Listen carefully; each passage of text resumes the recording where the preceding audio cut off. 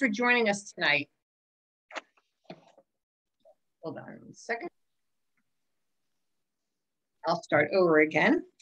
Thanks again for joining us tonight.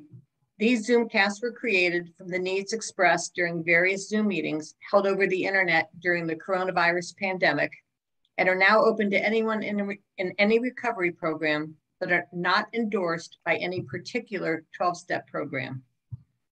Tonight's Zoomcast will consist of a presentation followed by a period of question and answers lasting approximately 90 minutes.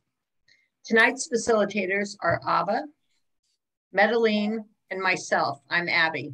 I'm an adult child and a recovering codependent. As a reminder, tonight's Zoomcast will be recorded and posted, but your anonymity will be protected, meaning your names are eliminated from your video box, and you can even eliminate your photo. Only those registering for these Zoomcasts will receive the link to the video through an email. It will not be made public. So let's get started. Tonight's Zoomcast is entitled Abandonment and Shame. And with that, I'll turn it over to Ava. Okay, hi everyone. If everybody will mute themselves while the presentations are on. Hi everyone, if you'll bear with me, I'm going to do a share screen and I have a PowerPoint presentation to start us off. Okay.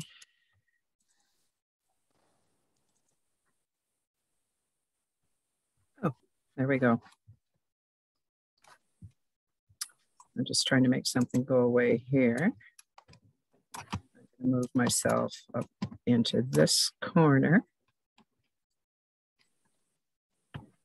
Yeah, so as you know, and as you can see, our presentation, the first Zoomcast is about abandonment and shame. I think this is a really good place to start because, again, personally, this is for me a really core issue. And I don't think I'm alone, but speaking for myself, abandonment is huge for me.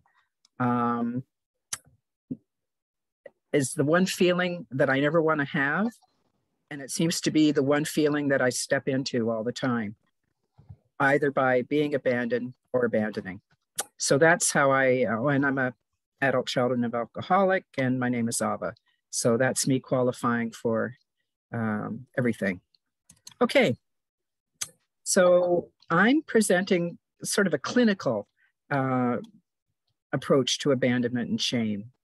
Okay, so this is just a little mood setter. I really relate to that abandoned look. Okay, we have two types of abandonment. We have physical and emotional. Physical abandonment. This is perhaps the one we think of first, but I think we tend to think of it as somebody left on a doorstep, and it's certainly much more wider than that.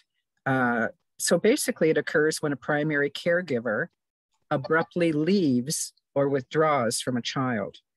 And keep in mind, a child doesn't understand things rationally. So something like that is like their life ending. It's big. Physical abandonment also occurs when the physical conditions necessary for the child to thrive have been replaced by things like a lack of appropriate supervision. I can speak to that. I was not appropriately supervised, and that is a form of abandonment neglect. I got in a lot of trouble. Inadequate provision of nutrition and meals, inadequate clothing, housing, heat or shelter, physical or sexual abuse. All these things are a type of physical abandonment. We're abandoning the physical aspects of that child. Now we have emotional abandonment. This can be maybe a little more subtle again. Emotional abandonment occurs when caregivers do not provide the emotional conditions like love and support and the emotional environment, calm and stable, necessary for healthy emotional development. I would add emotional there too. Emotional abandonment occurs when a child must hide a part of who he or she is in order to feel safe. This can mean things like it's not okay to make a mistake, it's not okay to show feelings, it's not okay to have needs, and when you boil it all down, it's just not okay to be myself. So that's pretty harsh and crippling. Psychological effects. So we've looked at emotional and physical abandonment. Now we have psychological effects of, what? I better move this. Okay. Psychological effects of childhood abandonment in adults. Okay, so now we're bringing it up to date for us. Adults who have experienced the intense pain of childhood abandonment are prone to certain types of behaviors, which adversely affect the relationship to themselves, as well as their relationship to others. Basically, these behaviors are childishly designed to protect us from further abandonment, to protect us from that feeling. So, okay, so this is our relationship with ourselves. If we've been abandoned as children, now we self-abandon. Being abandoned by our caregivers creates in us a core belief of our unworthiness, out of which arises a sense of shame. Believing that we are unworthy of love, care, and attention, we then abandon ourselves in the following ways. And this is just a partial list. You can stretch it further. But for one thing, we don't listen to ourselves. You know, that inner voice, you know, that thing that might keep us out of trouble, that could love us and be looking after us. We're not listening to that, typically. Typically, we don't keep ourselves safe. I mentioned earlier, I set myself up for abandonment over and over. That wasn't really a safe thing to be doing. We don't nurture and take good care of ourselves. So that can be how we feed ourselves, how we clothe ourselves, back to that not being fed properly and clothed in the beginning. And we don't take responsibility for ourselves. And that is a big form of self-abandonment when you're an adult. We are susceptible to self-medicating, and you can understand that to mean addictions. Difficulty relating to others. A child's experience of abandonment by a primary caregiver leads directly to an adult's fear of enduring that intense pain of abandonment by others. Like, no way does anybody want to feel that. This very real and totally understandable fear can naturally lead to the following: the inability to form true and lasting emotional attachments, caretaking and codependency, clingy, needy behavior, quickly forming desperate relationships, acting and feeling extreme jealousy and possessiveness, promiscuity, a way of not getting close but not getting close. That's a tricky one. Again, that was a partial list. I've got to move again. Okay, so we're going to spend a little time getting into the biological effects of childhood trauma. And in this case, we're talking about abandonment, which is a trauma. Anyway, these biological effects are being increasingly uncovered and understood as medicine gets more probing and more finesse. So we thought we'd do a few of these too, because they're real. The abandonment is real, and it has a real effect on us. So just so I can stop talking and for a little fun, I'm actually going to show a video on this. So hang in. It's going to be a little rough, but I'll get there, and I'll get you there. Okay, so.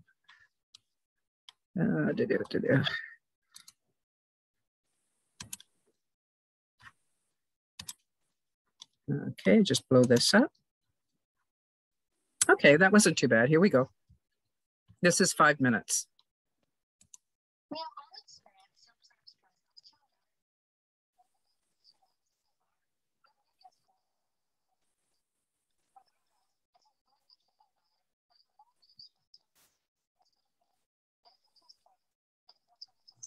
It's hard to hear. Hard to hear. I don't know how to make it louder. One sec, I'll try. Oh, there's a little bit there I got.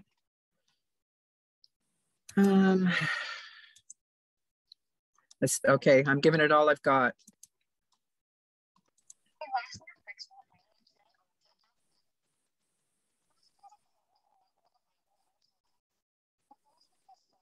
Can't hear it at all, so why don't you just start it over and you provide the voice? Pardon me? We can't hear it at all, so maybe start it over with you providing the narration. Okay, you can't hear it at all. That's when we tested it, it was fine. Okay, I don't know what else to do. Alva, Yeah. you need to get out, and when you go to reshare your screen, there's a little button on the bottom left that says share audio. That's right, there is. Sorry, everybody. Sorry.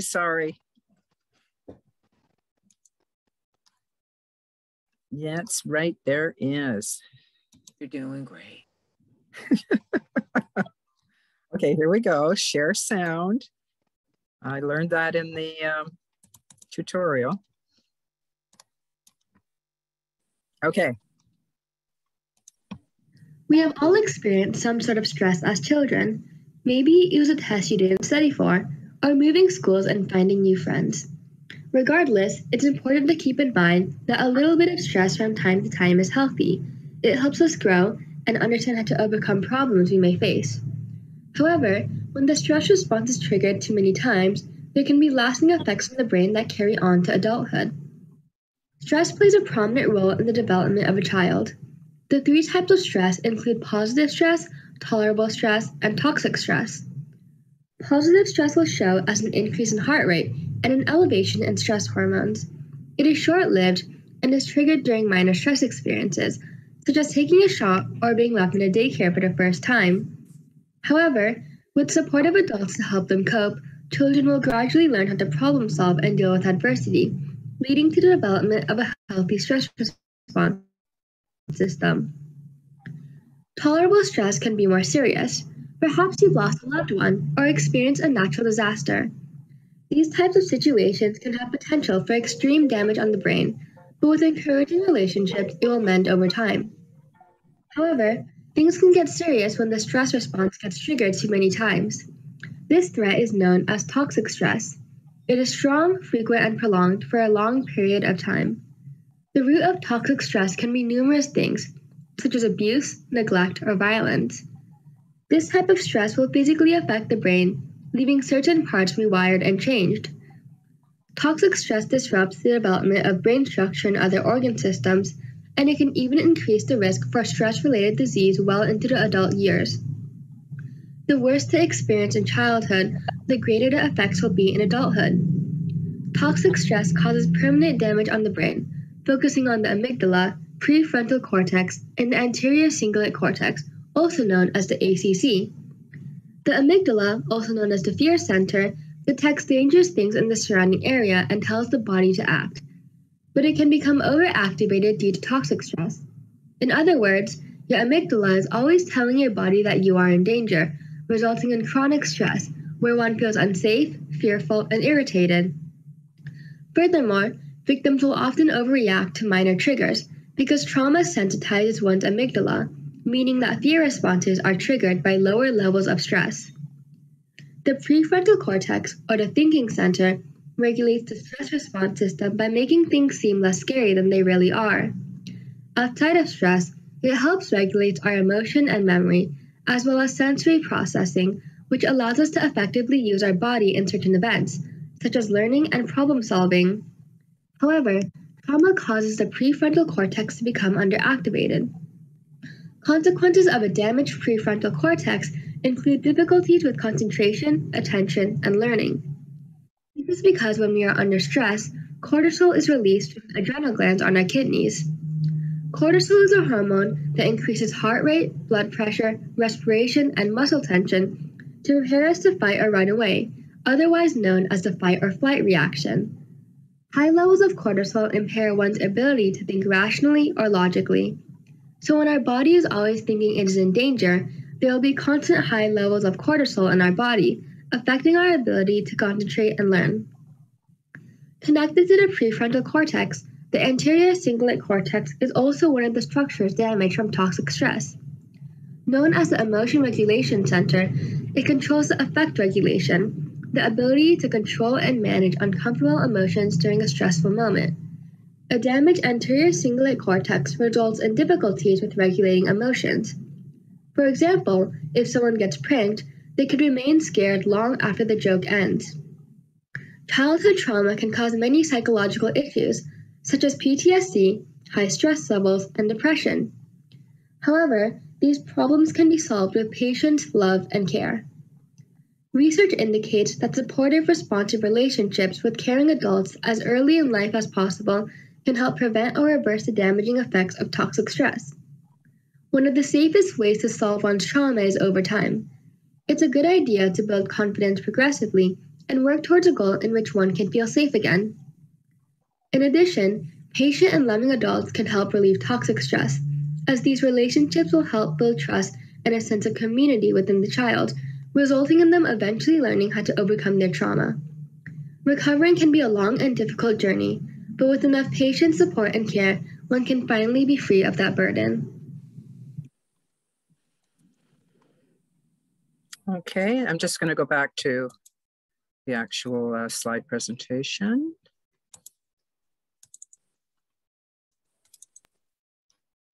Again, sorry it's a little clumsy, but there you go.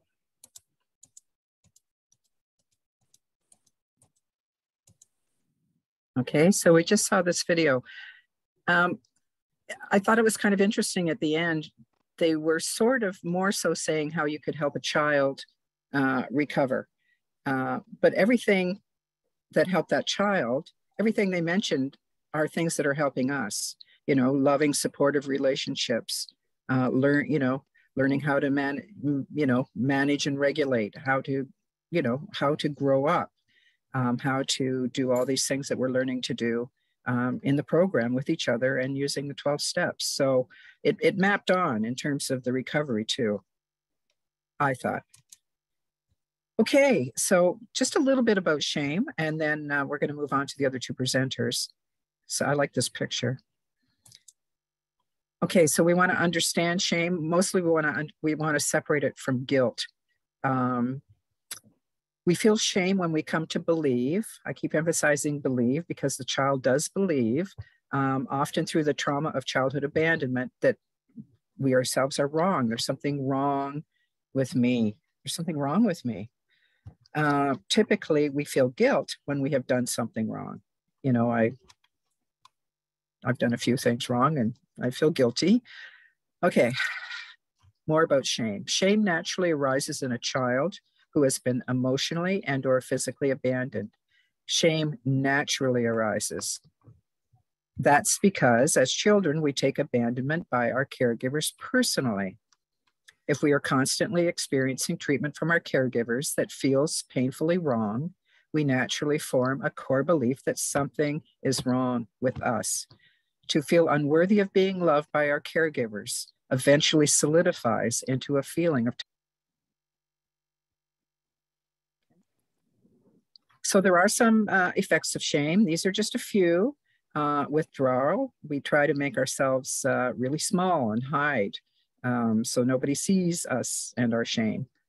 Anger, because we feel emotional pain, we become angry to try to aim our pain away from ourselves. Perfectionism, I think this is a big one. By attempting to be perfect, we are attempting to avoid our true feelings of unworthiness and shame. Substance abuse, eating disorder, self-harm. These are all things that distract from pain. Here are some references. You can see this on the recording because you'll have access to the recording, so you can look at things longer. Anyway, if you want to do Google searching, especially on the brain developments, you just pop some keywords in: effects of childhood trauma on brain development, et cetera, et cetera. And I just want to remind everybody that this is a Q&A situation. And what we're going to ask you to do from here on, and maybe some people have started, is put your question in the chat box. Really simple, not a long, because there's a few of us, there's quite a few of us. So, and we won't get to all the questions, but we'll try to group them, you know, so that, you know, everybody's question is somehow being addressed. Anyway, we're new at this, so that's what we're trying. So please, please put your questions in the chat box and we will have a chat afterwards. Okay, I'm now going to crash out of this, stop share. And the meeting is, the presentation is going to go on with Abby and with Madeline, who are going to bring my facts, well, they're not air quote facts, my facts to life with stories, you know, making it personal now. And I've heard these stories, they're really good. Okay, Abby, you're next. Terrific. Thank you so much, Ava. Good evening again. I'm Abby, and I'm a recovering codependent and an adult child of dysfunctional families. This part of my story deals with abandonment and shame. I was physically and developmentally abandoned after my birth mother died when I was 4 months old. She gave birth to me, still paralyzed from polio, which she had contracted at the age of 24, 3 weeks after she and my dad married. I'm not sure how much maternal nurturing I received as she was bedridden, but I assumed that there were many meaningful moments of skin-to-skin bonding for those first and last 132 days. I spent the next 50 plus years of my life telling others and myself that it was fine, it was my normal, I had managed, and I didn't need extended sympathies or judgments. My dad shared only vague information about my mother. He never told stories of her life or personality other than she was fluent in French, an accomplished violinist in high school, loved classical music, literature, and poetry. All talents I felt I was required to inherit. He did eventually disclose that I was the best accident that ever happened to him, so I knew I was not a mistake. I, of course, only know the history of my early years from various hearsays. My dad was 27 when he became a single father. He was a newscaster on the 11 p.m. news in Dayton, Ohio, and a reporter during the day. He admirably fended off various family members who were convinced that he could not raise me by himself, and he finally offset those rotating arms, cribs, and playpens with nannies to look after me after I was about a year old. His family continued to offer support, usually involving shoulds or should-haves. My biological grandmother emotionally abandoned me through critical rejection. Although she was out of state, growing up, she was given full access to insert herself into my life, keeping her unfulfilled expectations of my birth mother alive, and made it abundantly clear that I was not fulfilling those expectations. She, of course, had her own baggage to pass down, having not been able to do so with her own daughter. After consistent failure on my part to satisfy her and many years of personality conflict, I was eventually disinherited by her when I was in my 30s, having delivered the fatal blow of giving birth to an interracial child. I vaguely remember my last live-in housekeeper. Her name was Billy. Not so much what she looked like, but her comforting scent and soft, pillowy torso. Both my father and I loved her, and it felt like a family to me. When I was 4, my dad married his second wife. I remember feeling physically and emotionally torn from Billy by this replacement. And I believe this was my first registration of abandonment. This wife's name was Bev, and she was a former street cop in the Dayton police force, whom my dad knew through his contacts as a journalist. I don't know much about her history, but she was not mother material. Plain and simple, I was physically and mentally abused routinely while my dad was working. Often I was put out of the house early in the morning when my dad left for the station, where I sought refuge through a hole in the fence of a backyard neighbor's home. In short order, an unlatched gate was brought to my attention. I'm told that Bev would call our neighbor late in the afternoon to send me home just in time for my father's return, as if it had all been mutually agreed upon. Particular humiliation that has stuck with me was when she demanded that I wear my soiled underwear around my neck so that everyone in my kindergarten class could see that I hadn't wiped myself thoroughly. As I walked alone to school, removing the embarrassing neckwear, only to find my stepmother had been driving behind me. I was told to get in the car, where she forced me to put them back around my neck, and she personally marched me to class. The early damage that was done to my psyche set in like handprints in wet cement. At 5 or 6, I first recall sitting in front of a full-length mirror on the back of my door, telling myself how ugly and unlovable I was. Eventually, witnesses were able to bring this abuse to my father's attention, and he sued wife number 2 for divorce, citing child cruelty when I was 7. Since my dad was a recognizable local figure at the time of this divorce, I was sent to live with his brother's family in Chicago until the divorce was finalized. More confusion. I couldn't discern if I was being rescued, abandoned, or rejected. My stay in Chicago was only about 4 months, but it seemed like years. My uncle and his wife were young, with a preschooler and a toddler. I have hazy memories of being inserted into a new first grade class right after the Christmas break, and of course didn't have the emotional training to process these rapid and unexpected changes. There were no after-school activities, so I went right back to the apartment after school, only to constantly be in the way. The spankings were obviously for something, but I don't ever remember understanding the what for. I remember bare-bottom spankings with his belt. Sometimes it was a double spanking with my cousin Ian belly down next to me. As an adult, my aunt told me that I never cried, so he didn't stop, that he would have stopped if I had only cried. My dad did come to visit several times, and I recall the feeling of those visits as being a really good quality one-on-one bonding time. Yet again, he was abandoning me to situations where I knew what he didn't know.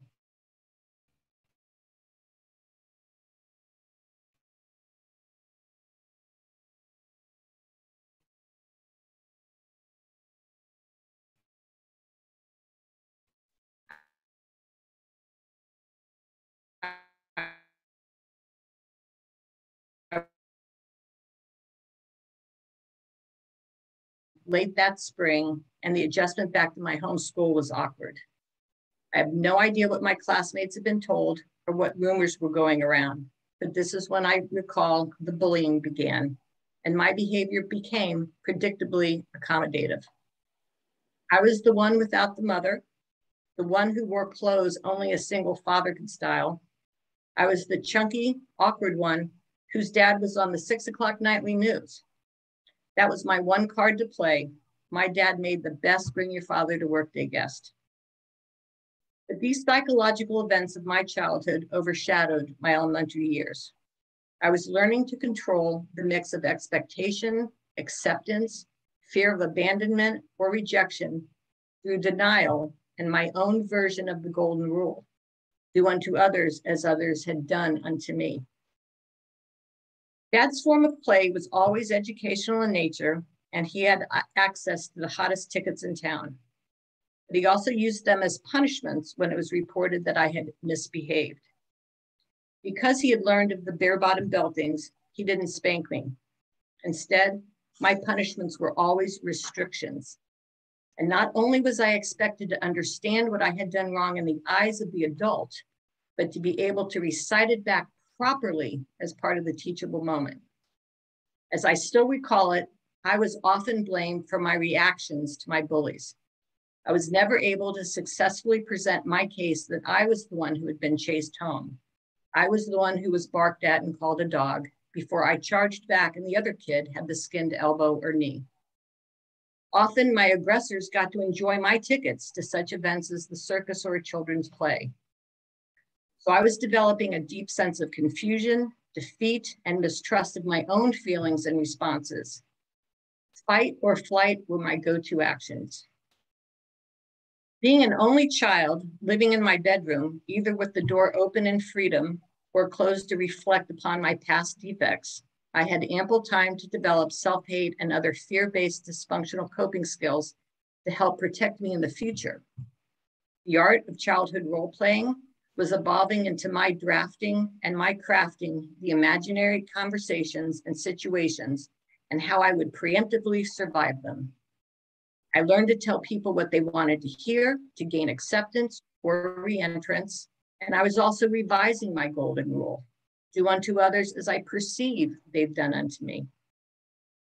By the time my father married his third wife, I was a sarcastic, politically aware, extremely codependent, recent 11-year-old. My stepbrother was also an abandoned child and an only child, and he was 11 months ahead of me.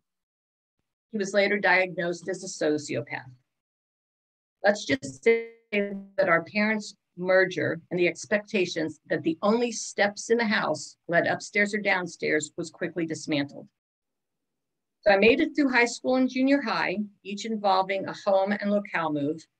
And once again, referring to Ava's presentation, my codependency toolbox included low self-esteem, denial, and control characteristics. I had coping skills such as a comedic sense of self-deprecating humor, self-medication, and a loss of identity as a proficient people pleaser. Later in high school, I discovered the art of the rage to additionally express myself. I was able to deal with my courses alongside after-school shenanigans, yet my stepbrother was not so lucky. Addiction ran in his family. He lasted maybe 2 months in our new high school in New York before it was agreed that he would move to Kentucky to live with his father and stepmother. I now know that the chaos that preceded his needing to leave the home weighed heavily on both of our parents, but for different reasons. As happy as I was to see him go, it was a warning signal that home was a privilege and not a right.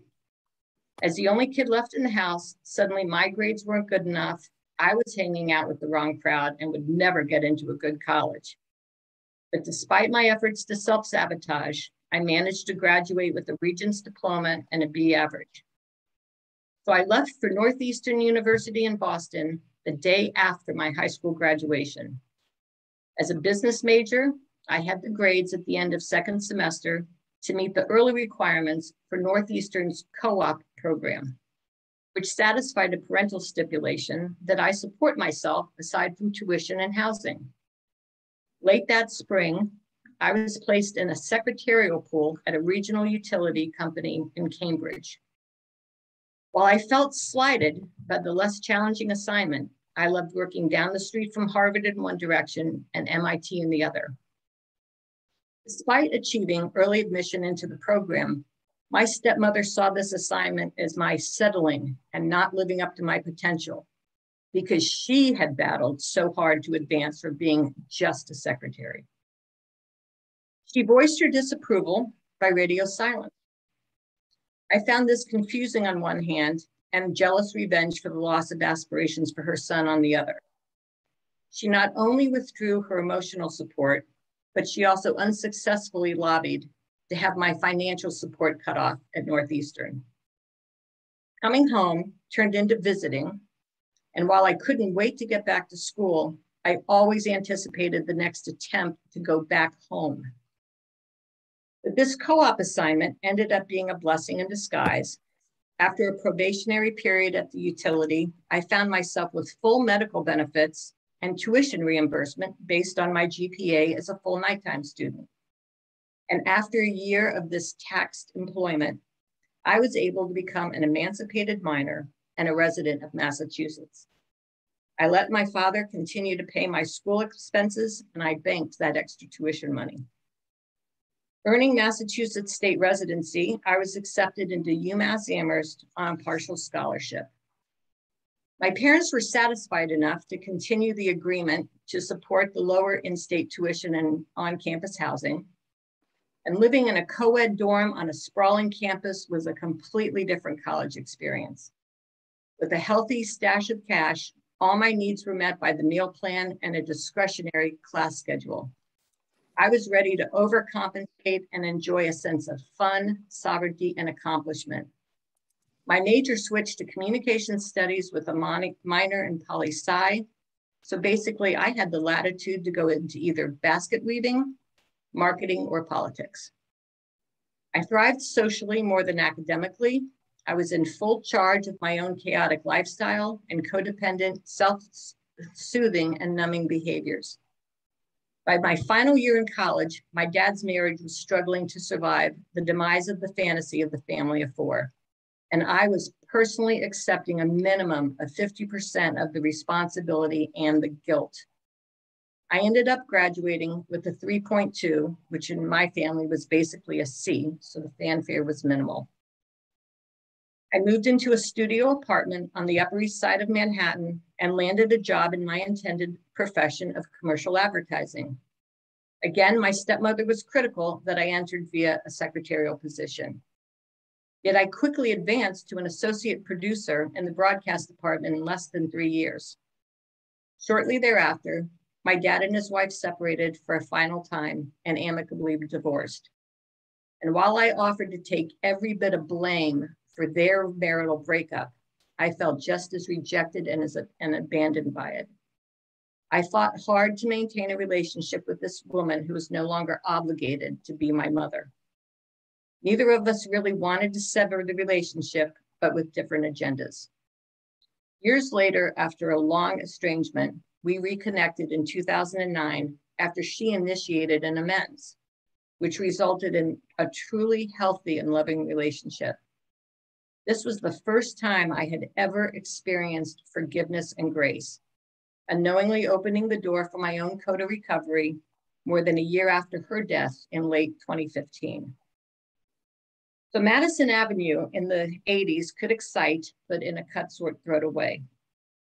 My golden rule had now devolved into do unto others as you perceive they are going to do unto you. With my codependency patterns hitting on all cylinders, I was weaving and bobbing with the rest of them. As fate would have it, I began dating an art director I had worked with on several ad campaigns. Both of my parents tried to manage their liberal and parental programming when they discovered that it was an interracial relationship with a man quite a bit older than I. My dad died unexpectedly at 55, and what I could identify as the era of my childhood came to a screeching halt. Shortly thereafter, a bitter fork was put in the relationship with my stepmother.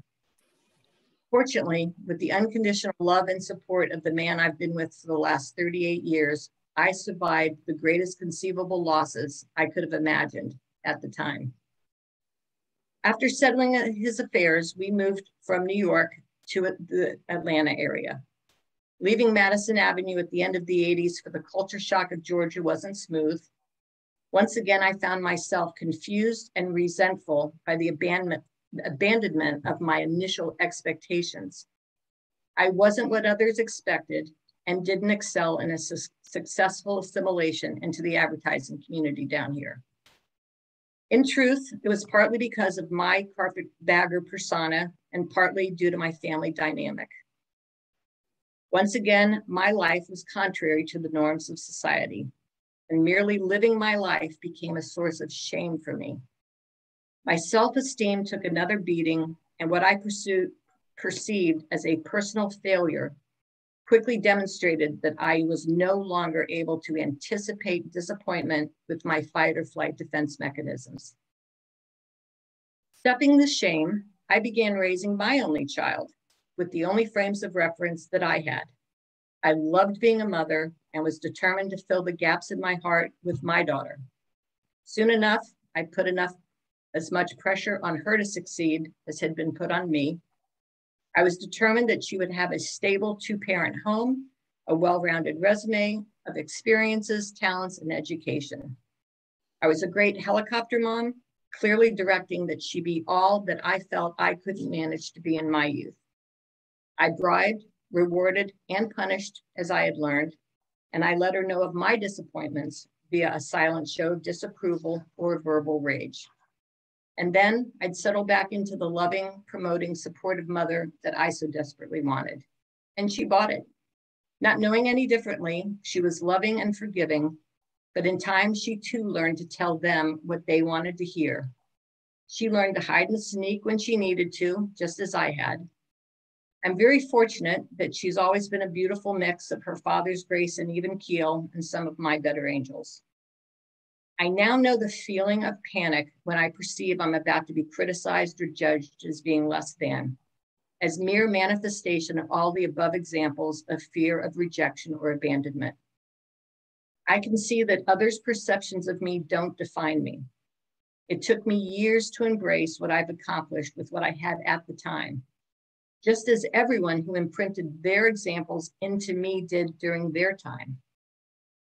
In lieu of self-defensive, self-defeating defects of character, I strive to practice new defense characteristics with compassion, patience, and service for myself as well as others. I can read the recovery patterns of codependency with the pride of both hindsight and some foresight. Some of my critics have come to accept and appreciate my journeys. Some honor me with praise and admiration. Some gave up on me years ago and have no idea of any growth or successes. But with no more hard feelings, it does not matter what they think. Thank you for letting me share my story. I'm going to turn it over to Madeline now. Yeah. Every time I hear some of y'all's stories, I tear up. I am just amazed at the fact that we're here and we're alive and we're seeking a better life. I too want to share a slideshow with you, and I am trying to open it up, so we'll see if this works. And I'll tell you a little bit about my exposure into shame.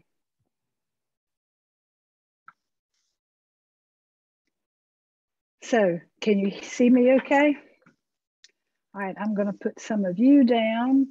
I'm going to try to put me up here at the top and get me sort of out of the way.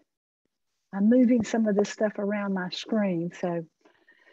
So here we go. I was called and asked by this group if I would share part of my story, which deals with shame. This is only part of my story.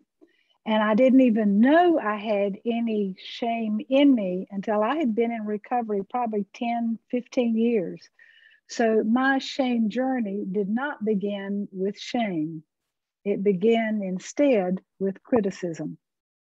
I knew from the get-go that criticism was a huge trigger for me.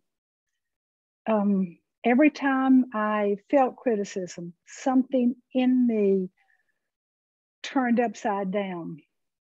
So it wasn't, until I began to explore it that I found out what was going on. Now, as I said, I had been in recovery for a long time, and I had heard personal stories about people's and their own criticism and their reaction to criticism. I'd also learned in the recovery rooms that we live from the point of view of being victims. Touche, I knew what that felt like. I also learned in the rooms that many of us had a very low sense of self-esteem. Touche again. And y'all have also talked a little bit about being free from shame or having shame a part of your background. Well, when I heard that in these recovery rooms, I said, that's not me. I don't have any shame. I haven't killed anybody. I haven't robbed a bank. I haven't done anything to produce shame in me, right? So I overlooked shame. I disregarded shame.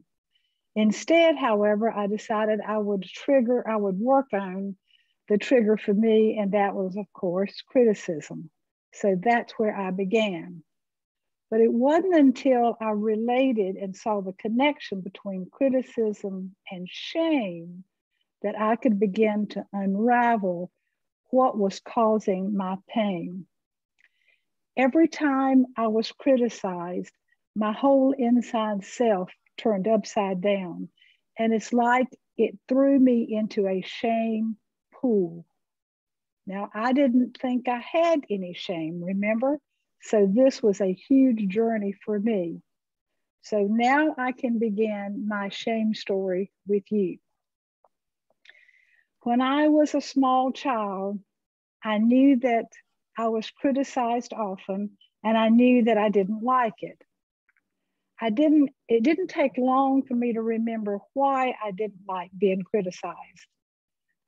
It took me all the way down, and usually at about 3 seconds, my whole inside self dropped to a 3-year-old, a 2-year-old, something I was just a nobody. So my self-esteem plummeted. And sometime for weeks, I entered into a kind of form of depression. I couldn't think. I couldn't think straight. Nothing was working right in me. And I knew it was caused by a trigger of shame. But first, why was I triggered by shame? Well, that didn't take a lot of effort for me. I knew that I was triggered by it because I had a mom who was a controller, and she wanted me to do things her way, to think her way, to feel her way, to dress her way, to hold my fork and knife and spoon her way. Everything had to be her way. So I knew I had a controlling mom. Have you heard it said that to control is to destroy? And I think that's what happened to me early on, because I had a mom that controlled me so much. I never had a chance to be me or to become who I could become. When I grew up, I also had a controlling husband who wanted me to do his bidding, to take care of him, to do what he wanted when he wanted it. So I knew that criticism was a trigger for me. And every time I got criticized and every time my self-esteem plummeted, I kept wondering, my goodness, can I not do anything right? What is wrong with me? On the outside, I looked okay, but inside I was hurting. I was hurting badly. I couldn't figure it out. But I knew that I needed to figure this out. And this is when I got to recovery, remember? Something was wrong with me. Something drastically hurt me. And I had to figure out what was going on. So here we go. Who am I and how do I relate to shame? So where did this shame come from? I knew from recovery that you guys taught me that guilt and shame were not the same thing, like we've already heard tonight. That guilt meant I had done something wrong. Shame meant I was wrong. And you see that little cross on the lower part of the screen? That's a story about when probably I was in high school and I had gone to a religious retreat in the mountains, Lake Junaluska, if some of y'all know about that place. And I was told by a minister that I was a bad person, that I was a sinner. And I said, I'm not a sinner. I haven't done anything wrong. What do you mean a sinner? He said, you've been sinning all your life. I said, what have I done to be that bad? He said, well, you should know. I said, well, I don't know. And he said, well, if you don't know, God knows. So here I had a mom that told me I was less than. I had a husband that told me I was less than later in life. And here I had a God that also told me I was less than. You know, something was drastically wrong with me. So I had to figure this one out. It took a long time for me to figure out what parts of culture I had absorbed that made me feel less than. And I came up with 4 basic parts, and I'll share those with you. The first one was that I was born with 2 birth defects. I have club feet in both my feet, and I have webbed fingers in both of my hands, which means I was born handicapped. I don't know if y'all know this, I'm assuming you do, but handicapped people in our culture are discriminated against. There's something wrong with us. We are less than. Something is wrong with us. Number 1. Number 2 is I was born a female. Now, I learned something by reading some of my recovery material. And there's a quote I read which really got my attention. And here's the quote. I was born a girl, and that was my original sin. Bingo. I knew something else that was causing my shame. I was born a female, and that's my original sin. I carried this feeling of being less than all the way through my childhood, including my middle years. And here I was in junior high school, and I thought I'd share you a story about them. In the junior high school, we had a chance to take some little mini courses, probably courses before lunch or after lunch or something. So I went in to register for some of those little courses. And I said, I want to take carpentry. And the lady said, well, you can't take carpentry. I said, why not? She said, because you're a girl. I said, what's wrong with that? And she said, only boys can take carpentry. I said, okay, well, what about bricklaying? I had the list of all the courses in front of me. Well, how about bricklaying? Sorry, Madeline, you can't take that one either. Why not? Because you're not a boy. Only boys can take bricklaying. But what can I take? Then I asked. She said, well, you can take home economics. Home ec, okay. What other courses can I take? Home ec. What other courses? Home ec. I said, you mean this is the only choice I have? She said, yeah, this is the only choice you have. So I took home ec and home ec and home ec. So I learned, even in school, that something is wrong with me. I couldn't do the things that other boys could do. I grew up, went through high school, graduated, went to college, because we're supposed to go to college and we're supposed to find a husband in college, right? We're not only supposed to get a degree that we may or may not use, but we're supposed to get an MRS degree. We're supposed to become Mrs. John Doe or something like that. So here I went to college. I got a regular degree. However, I did not find Mr. Right. So I did not get married from somebody I met in college. So I failed. So what happened is my parents, my mom especially, sent me off to Norfolk, Virginia. I have an aunt and uncle that lived in Norfolk at the time. Uncle Andy was in the Navy. He was a captain in the Navy, actually became a commodore of these 4 ships, or 4 like him. These are minesweepers. And so they sent me off for the weekend to meet a Navy man. I would love to have time to tell you about that weekend, but I don't have time tonight. It was a pure failure, to say it the least. And I came home without a Navy man because I wouldn't have married any of them. Years later, however, I did find somebody, I did get married, and I did the proper female thing. I had a child.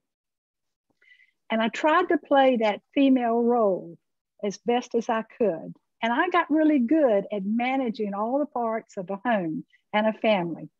I mean, I was good at balancing act, and I learned all those skills, like cooking and like sewing. Do you remember those home ec courses I took? I learned all those. I can clean a house, I can wash clothes, I can be the social director, and I can even teach my son and my granddaughter all those skills. So I got these skills down pat. That I could do. There's one more thing I was allowed to do as a female. I could work outside the home if I used and worked only on in certain areas. Teaching was one of them. I could also do community work. That was okay. But I wasn't allowed to do other kind of jobs outside the female role model box.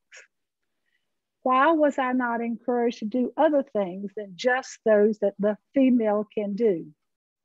Well, I found out that I was not encouraged to be a doctor. That was one of my choices, I thought. Not encouraged to be a minister or a priest. Not encouraged to be an attorney or a politician. None of those were inside my female box. And I learned later more about why I was so restricted. I was asked to teach years later, to teach a course in children's literature, one called Kitty Lit. And I'd already known, because I already had a son by that time, I had known that I did not want my son to hear any of those nursery rhymes or read most of those children's books. Do I want my son to learn about Peter, pumpkin eater, had a wife and couldn't keep her, put her in a pumpkin shell, and there he kept her very well? I don't want him to hear any of that kind of crap. And I also didn't want him to read most of the children's books because they just weren't good. They were all about those roles that the male could do and the non-roles that the females can do. Did y'all ever read The Tale of Peter Rabbit? Peter Rabbit that got caught in the Gregory's garden. Do you remember this one? Had fun, ate all this kind of stuff, got caught and all that kind of stuff. Do you remember the story about Peter's sisters and his mom? Where were they? They were back at home fixing the meal, gathering the berries, getting the bread ready. They were doing the female thing while Peter had a lot of fun outside of the home. So Peter had fun, and the book is really about Peter, not about his sisters. When I was teaching this course, I got to learn about a huge study on children's literature. They read thousands and thousands of children's books and analyzed to see what kind of messages are really being taught. They found out from this study that the female characters, whether they were female rabbits or female birds or female squirrels or female whatever, these little female characters could only do 5 roles. Think you can guess what those 5 roles are? One, of course, is being a mother and a wife. One was being a teacher. I did that one. One the female could do was be a nurse. Another the female could do was to be a secretary. And the last one the female could do would be a clerk. There were only 5 roles. In all of those thousands of books, there were only 5 roles that little female characters could do. For the males, however, there were over 300 roles that they could do. And that wasn't all from that study. The study also showed that females had passive roles in the books. Males had active roles in the books. So I learned from teaching this course that no wonder I felt restricted. I was restricted. I was taught that this is the kind of life a female is supposed to have. Number 2. Number 3, reason for my shame is I was born into an alcoholic home with all of the abuse and all of the abandonment that came with being a part of a family that was not child-centered. Number 4, I was raised in the Methodist church. Some of y'all might be Methodist. Methodism, as you probably remember, was started by John Wesley. And one of the tenets of the Methodist church is perfectionism. Now, you guys know from recovery that it's impossible to be a perfectionist. If you try to be a perfectionist, you will fail over and over and over again. And of course, I did as a child, trying to get my dad not to drink alcohol, trying to get the mom not to be so critical. You know, I failed and I failed and I failed trying to be a perfectionist. But the Methodist church also taught me something else, and that was the role of the females. Females in my church were not supposed to be leaders. There were no female ministers in my church. Females weren't even allowed to be ushers on the Sunday morning service. You know, females could not be a part of the administrative board. Females could, however, teach Sunday school, and females could cook in the kitchen and cook meals. That's all the females could do. So with these 4 things, you know, birth defects, being a female, have come from an alcoholic home, and being raised in a church that put women down, I had problems. And these problems finally led me to therapy, which also led me to recovery.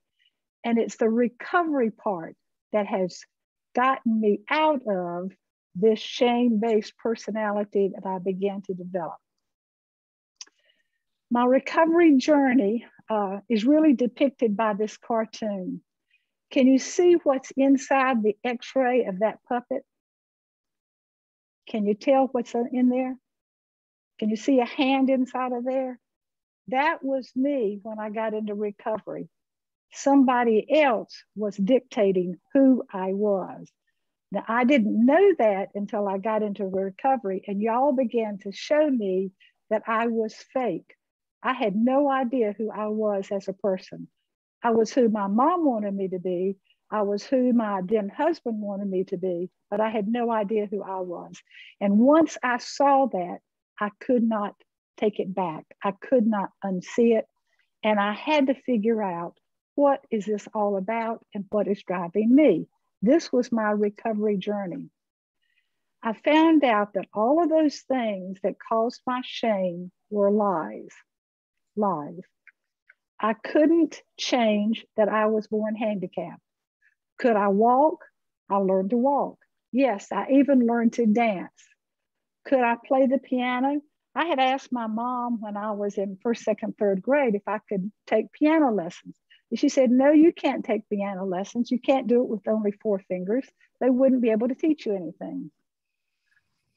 I said, heck on that one, by the way. When my friends were taking their piano lessons, you know, that grade 1, grade 2, grade 3 book, they gave me their books afterward, and I studied their books page by page and learned and taught myself how to play the piano. Now, I'm not good at it, but I did learn how to play piano. I can do it, right? I can't change the fact that I'm female either, but I can learn how to get around that original sin idea. I want to give you 2 examples. One is, I learned early on that if I gave ideas in mixed company meetings, that my ideas would always fall flat. I finally learned that misogyny was alive and well, that being a female meant your ideas were never accepted. But I learned a way around that one. I learned that if I kept sharing my ideas month after month, maybe even year after year, that somewhere down the road, a male would pick up my idea, share it in a meeting, and everybody would take that as a good idea and get it done. So my ideas could get done, but I had to go around the circle, around the tree, around the house, around the meeting to get it done, number 1. Number 2, you know who Eleanor Roosevelt is? The wife of Franklin Roosevelt, President of the United States. Well, I learned something about her, and when I heard this about her, something she said, I said, bingo. That's exactly what I have done as well. Did you know that Eleanor Roosevelt is probably the key figure in creating the United Nations?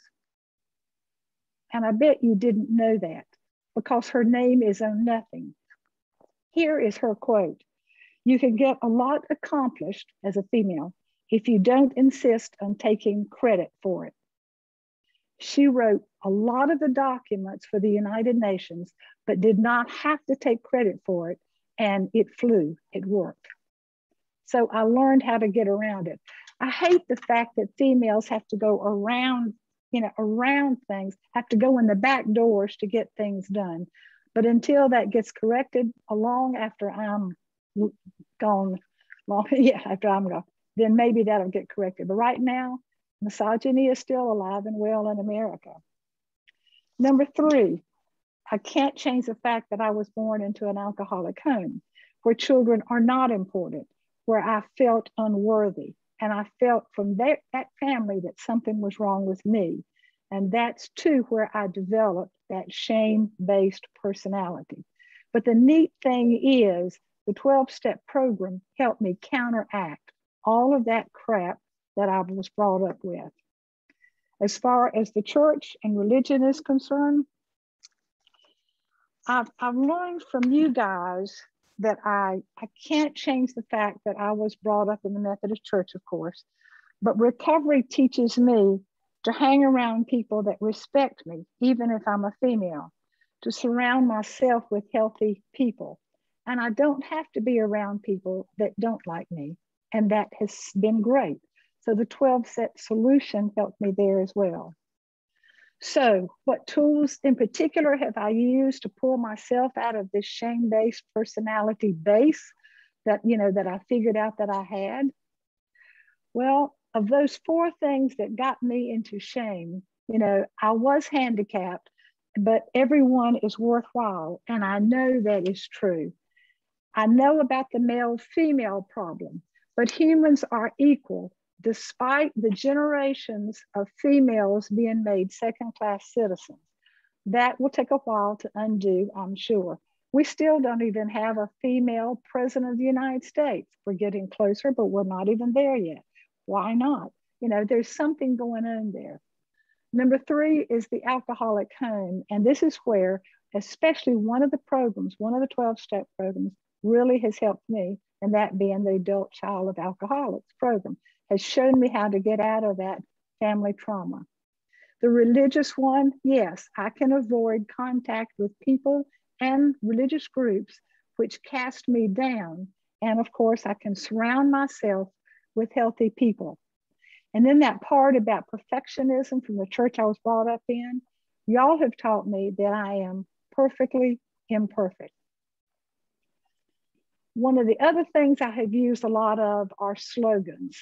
I love some of the slogans. And as you know, I make bookmarks out of these slogans, and they help me pull myself up. I want to share 3 more with you. These are things from our recovery materials.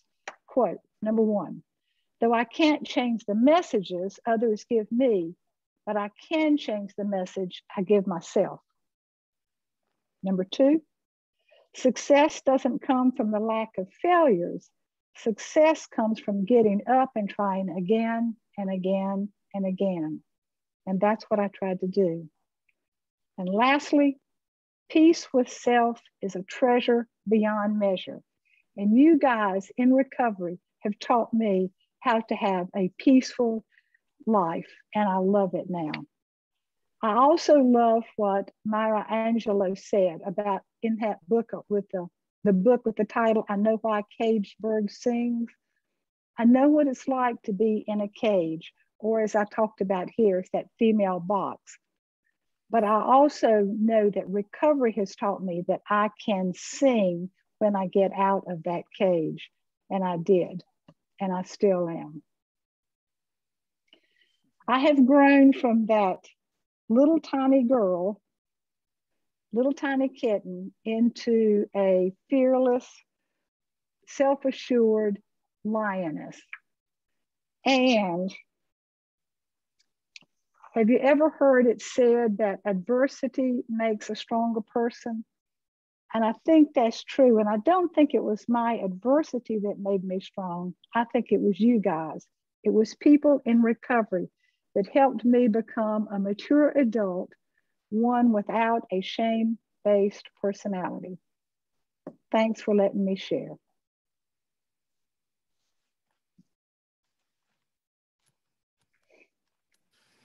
Thank you.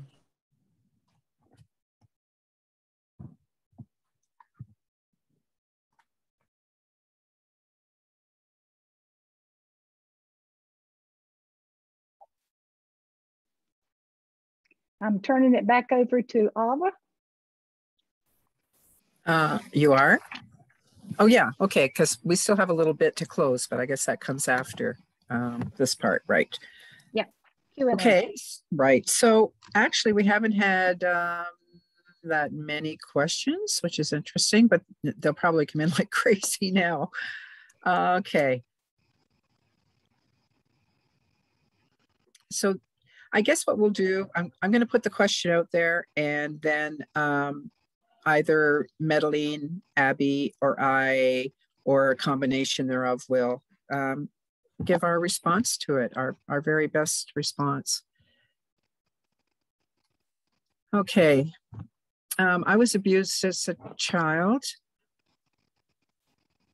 It's less that I feel unworthy, it's more that I feel innately bad. It feels innate. And I'm not sure how to get underneath that bad feeling. So I'd just like to start with that. It feels innate. It feels innate because in a sense, it's knitted right into your core. When we believe things as a child, we don't have any way of filtering it or making sense of it or rationalizing it. So it just goes in. So that's where the innateness comes from. It's how close it is to your very core, this belief. But the thing is, it's only a belief. And as Madeline was saying, we can believe lies. I think most of us here, whoop, I'm flipping around here. I would say most of us here, if not all of us here, are here because we have these lies that we're identifying and taking responsibility for and changing our beliefs about ourselves. So that's how I think you start to root it out.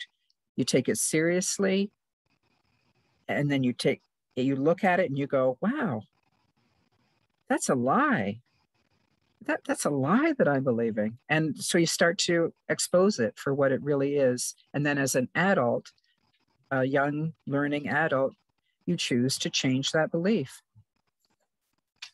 And I know it's not simple, but that, that's the work. Abby or Madeline? I completely agree with you. For me, I wasn't able to shed any of those core beliefs until I got into recovery and specifically did my 4th and 5th steps with a sponsor, and then really got to understand who had raised me, who had imprinted their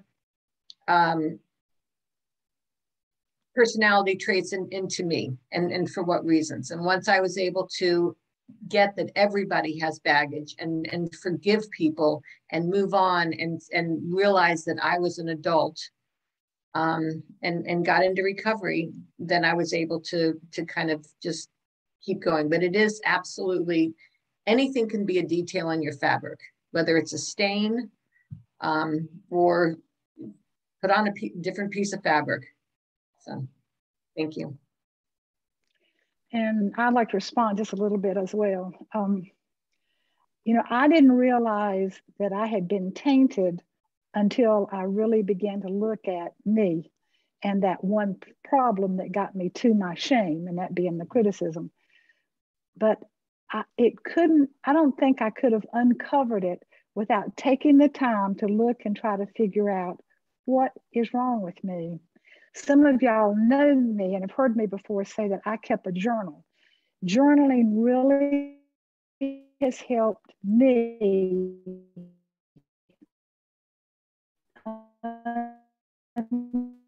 uncover into recovery. My whole life is, I can now define it as before recovery and after.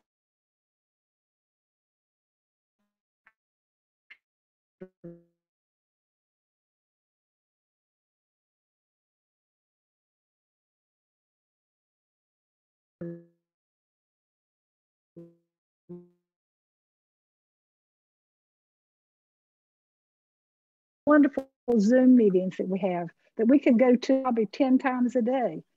I just think we have some wonderful tools to kick us out of whatever is holding us back. I honestly believe that we have the right to be happy, joyous, and free. We have the right to have a peaceful childhood, peaceful life. We can do it ourselves, and it's recovery, I think, that shows me how to do it. Y'all hold my hands until I get it. You tell me your stories until I see how it affects me. I just think our program is fantastic. Thanks for letting me share on that one. Ava? Okay, we might have covered this, but it's worth maybe saying it a different way. But Madeline, I think you really did cover this one well in your presentation. So I don't know how or not, somebody wants to know, it's funny with the chat box, is it really possible to completely eliminate shame? And if so, how? What's the effect? What's effective? So I'm going right to you with that, Madeline. Yeah, I knew you were. I know. Completely eliminate shame. Do I feel shame today? No. Might I feel it sometime if I'm hungry, tired, lonely, whatever those things are. Maybe I could, but at least now I'm aware of it. So if I start feeling it, I'm aware of those feelings now, and I can nip it in the bud, or I can say, whoops, where is that shame piece coming from? What is causing it? What is triggering you today? It's catching and knowing what my feelings are today. When I got into recovery, my feelings were frozen. I don't think I really had any feelings.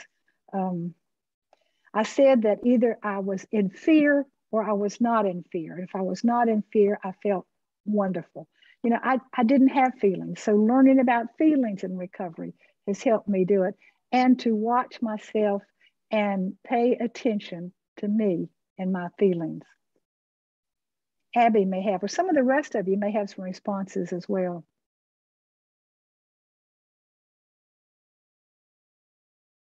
We can do the raised hands if you would like. So that's not a problem with this group.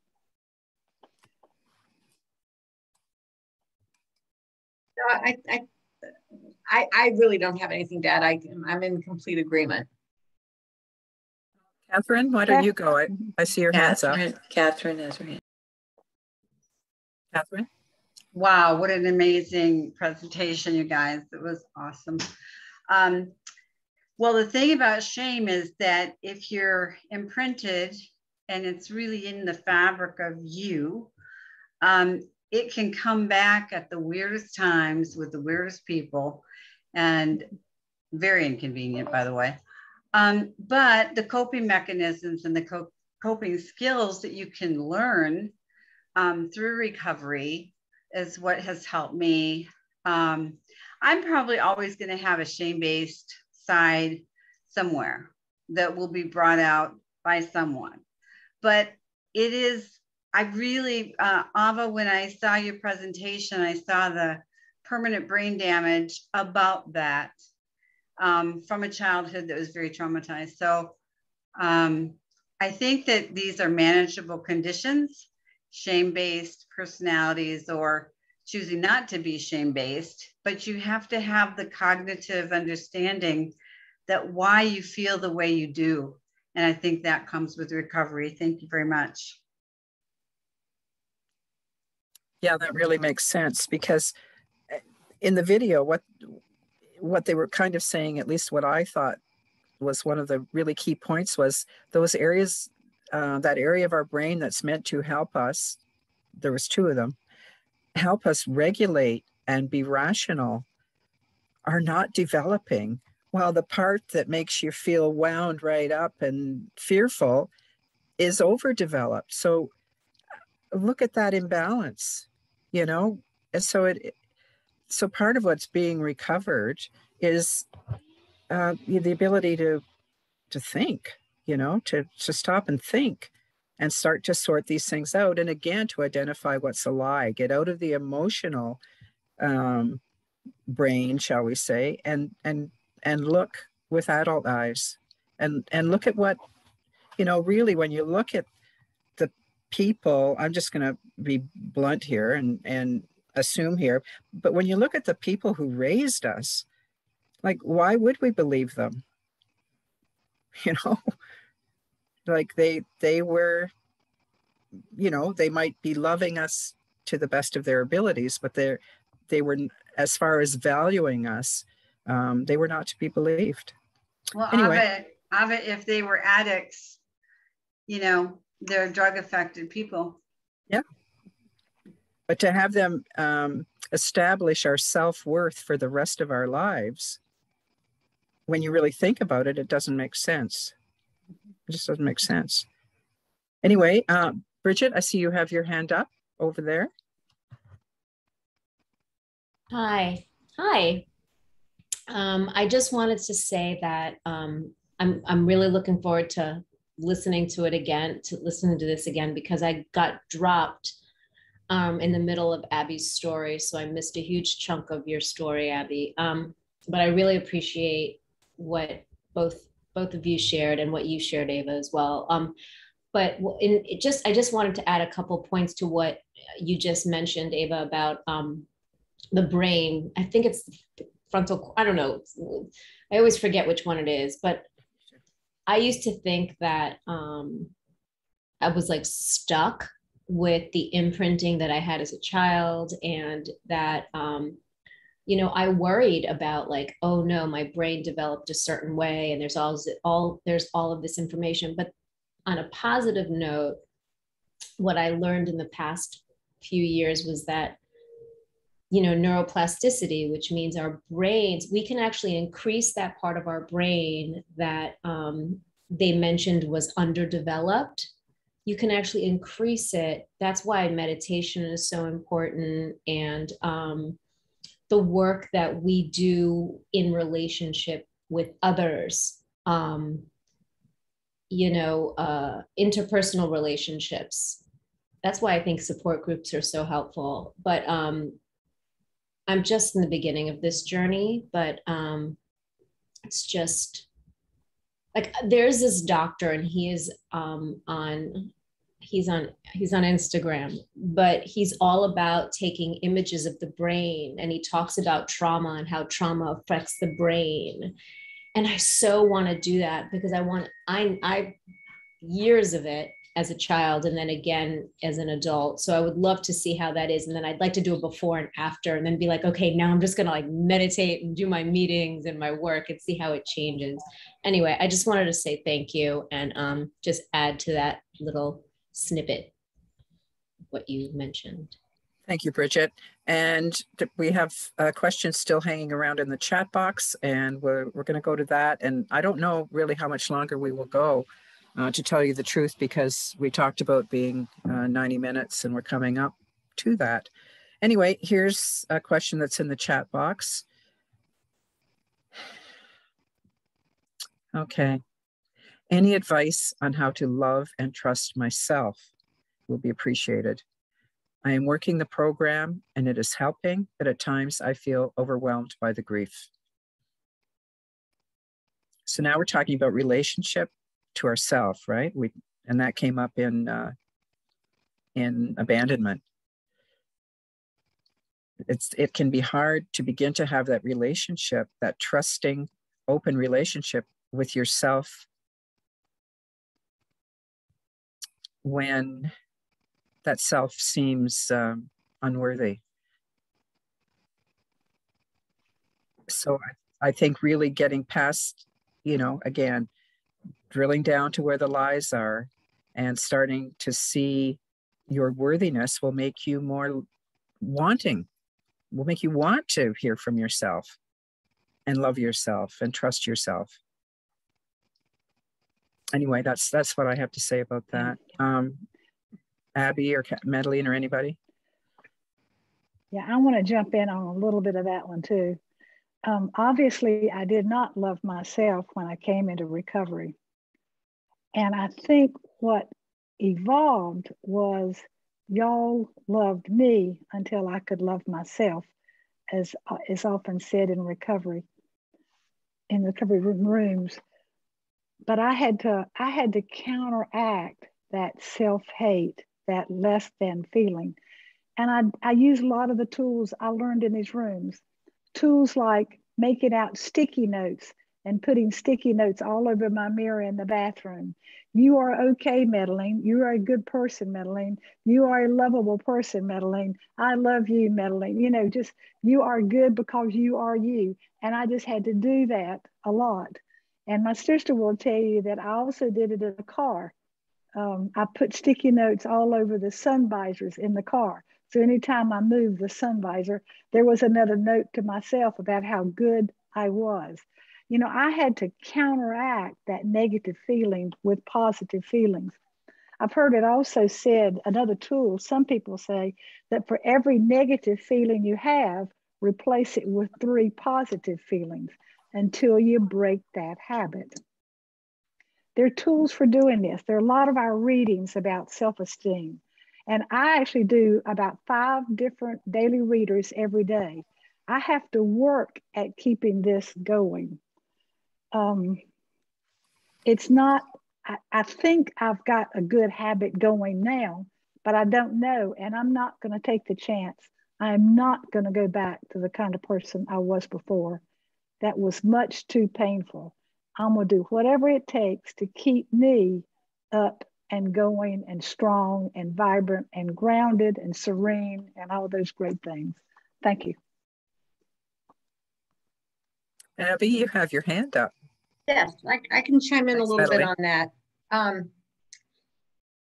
And I also love having various daily readers that really help kind of put things in perspective. But once I took responsibility for the defects of character that I knew I could, as an adult, realistically claim responsibility for, I was then able to tackle them. And then I was able to shed the things that, you know, that were the lies, as we have said. But by me taking responsibility for my attributes as well as my defects or my defense characteristics gave me so much confidence to be able to really say, it does not matter what others think. It doesn't matter how others perceive me.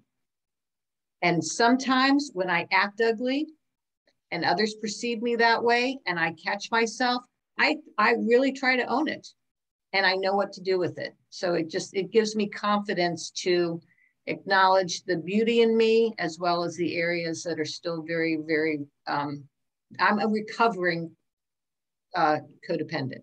So thank you. I think that idea of ownership, personal responsibility, I've been on that lately because that's a big wake-up call to me. I've always had a difficulty with responsibility for myself. I never really knew I had to have responsibility for myself. It was just like a vacant, I just didn't know that.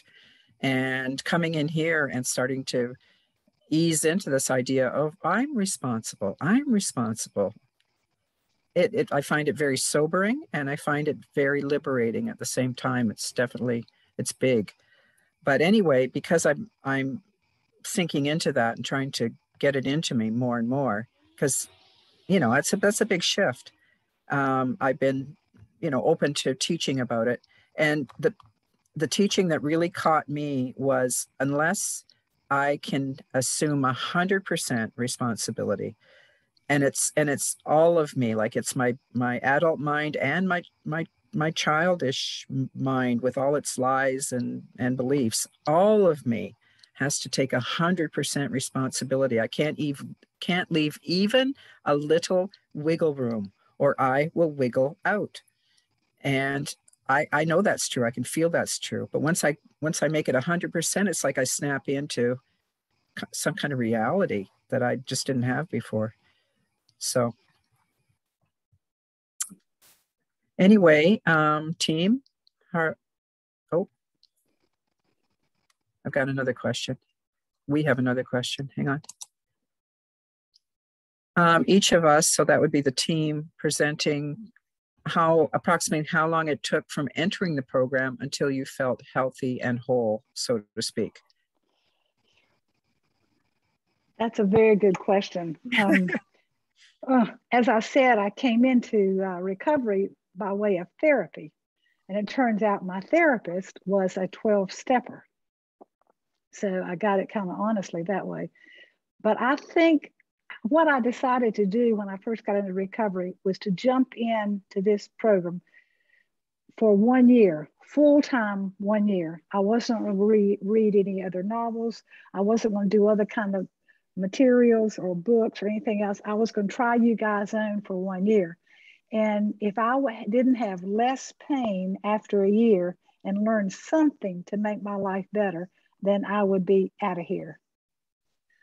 Obviously, what I learned in that year was good, but I wasn't whole yet. I didn't feel that peace yet, that serenity yet. I didn't feel grounded yet.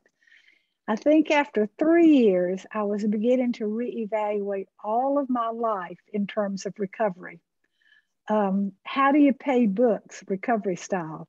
How do you cook supper? Recovery style. How do you relate to a husband at that time I had? Recovery style.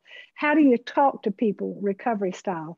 I was just looking at every aspect of my life, and I could see a huge difference after 3 years.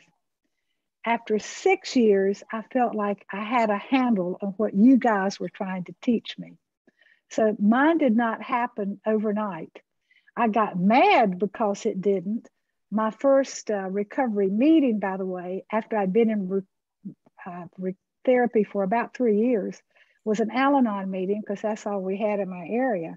And I wanted them to give me a list of things to change, itemized 1, 2, 3, 4, and give it to me. And I was going to change them all that night. Well, obviously, they did not give me that list because obviously there isn't such a list. And I probably would have killed myself trying to change that much that fast. So it took me a while because I had to build the courage to try life a different way, each aspect of life a different way. Thank you. I would say, since this is based on 12 steps, that you just take it one step at a time. There is no timeline at all, but you can't get to step 10 unless you do steps 4, 5, and 6 or whatever. Just, one step at a time. And progress over perfection. Yeah, I guess it just takes as long as it takes, and that can be quite individual. I'm nowhere near where Abby and Medellin are in my recovery. It's still pretty hot and intense and crazy in my head.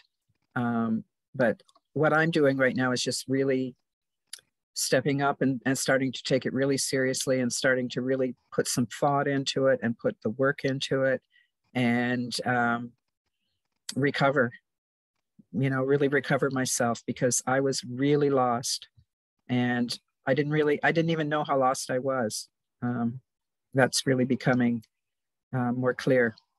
So yeah, I think we're all over the place, but we're working forward, I guess.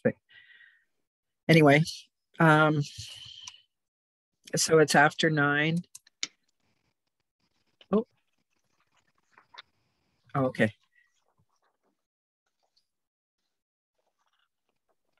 And we do have one person who has said twice in 2 different ways that it's difficult, and it seems like everyone else gets to have fun in their life, but we're doing this person and we are doing this hard work, and it is difficult, and it's not fun, but it's satisfying, I think, and real. And a lot of people aren't having fun. It took me a long time to realize that, but a lot of people that I think are having fun, they're actually not. They're just, I looked like I was having fun probably when I wasn't. So I think you just have to just, just do the work and make that as fun as you can. Make that as good as you can. Bridget? I just wanted to see if you could elaborate a bit on what you said earlier about, you said 100%, you said your adult you and then the child you being, I think you said taking accountability 100%, and you're like, if I don't do it 100%, what does it look like when you're taking accountability 100%, when it's all of you versus not? It's a feeling. So I can't make it look like anything, but it's just a feel. I just take myself seriously, and I take my inner child seriously, and I'm listening and I'm on it. And because I 100% commit to its importance. And so therefore I'm 100% committing to my responsibility to do everything I can. Because if I don't close that little gap and make it 100% effort, 100% commitment, 100% responsibility. And I mean, these, that I fall down, but that's where I come back to. But if I don't, I just don't progress. I don't make progress because my character defects get the best of me, you know, because there's a room for them to still have a voice and to still be convincing. And I think that's as best as I can answer that, Bridget. For now. Thank you. You're welcome. For now. Yeah, thank you. I know we're trying to close. I just wanted to share on the question about how long does it take. That's like a question that doesn't really have an answer, because I would say for me, probably everybody in this room, we all have a different story of how long it took us. For me, you know, I stopped and started and didn't get a sponsor, and, you know, it was a roundabout way, but what matters is that I never gave up. I continued to persevere through it. And in the timing that wasn't mine, it happened. It was in my higher power's timing. Things were revealed to me at the right time. And so I'm just grateful for knowing that, because if I tell a sponsee, okay, yeah, you're supposed to do this in 3 months, you got to be done with this. It doesn't work that way. We all have to find our own path. It's my recovery, and some of my sponsees and people, fellow travelers that I've known for years, are struggling, and they have to put the work down for a while because it's painful. It's hard. This is the hardest thing I ever did, but 110% worth the effort, the time, and I'm still doing it. You know, I'm not going to stop, because I find that I could probably for a while, but why should I when I get so much out of it, and I get so much out of giving back what's been given to me? So I'm just so grateful. This was a great meeting. And one other thing I just want to say is that comparison is the thief of joy. I cannot compare myself to others, and, you know, how long does it take this person and that person? We're all different. Thank you guys. Great job. Love you.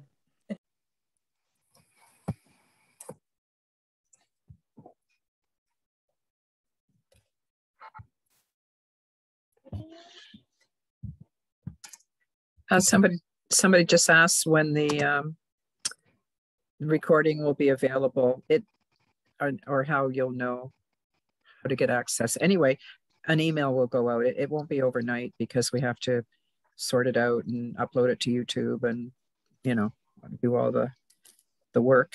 So an email will go out, and that's how you'll know.